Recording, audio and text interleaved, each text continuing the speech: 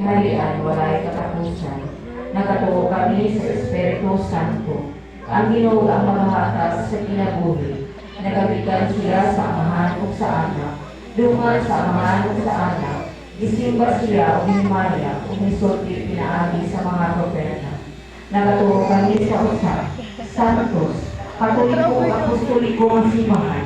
Nagaila kami sa usa ka bunyag alang sa kapasayloan sa mga sala. Nagapaabot kami sa pagabanaw sa mga minatay o sa kinabuhi sa maabot na kalibutan. Amen.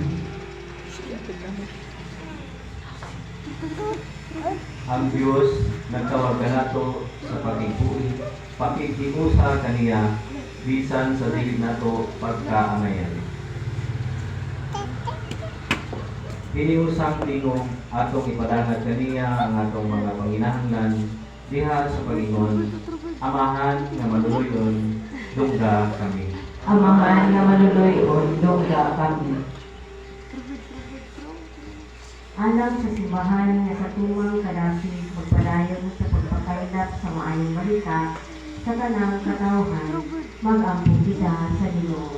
Amahan nga maluloyon, dungga kami. Alang sa mga pangulo sa atong nasod nga uban sa lakong tugma, buhaton nila ang ilang katungdanan sa pagpatunhay sa kalinaw, hustisya o kaangayan.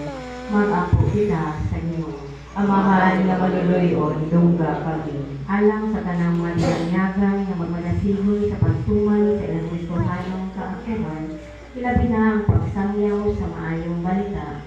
Mag-apo kita sa Ginoo.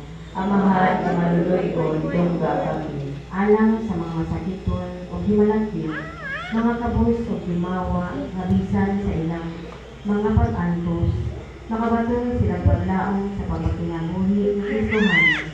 Mag-apo kita sa Ginoo. Amahan nga maluloyon, dungga kami. Alang sa atong maigsuon nga nangamatay, nga maangko na nila ang kinabuhing tunay. Mag-apo kita sa Ginoo. Amahan nga maluloyon, dungga kami. O Diyos, among amahan, kanimo ang among mga pangamuyo gitugyan, itugot kini pinaagi ni Kristo ang among Ginoo.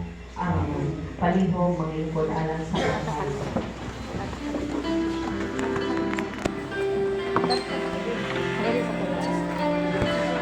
Santa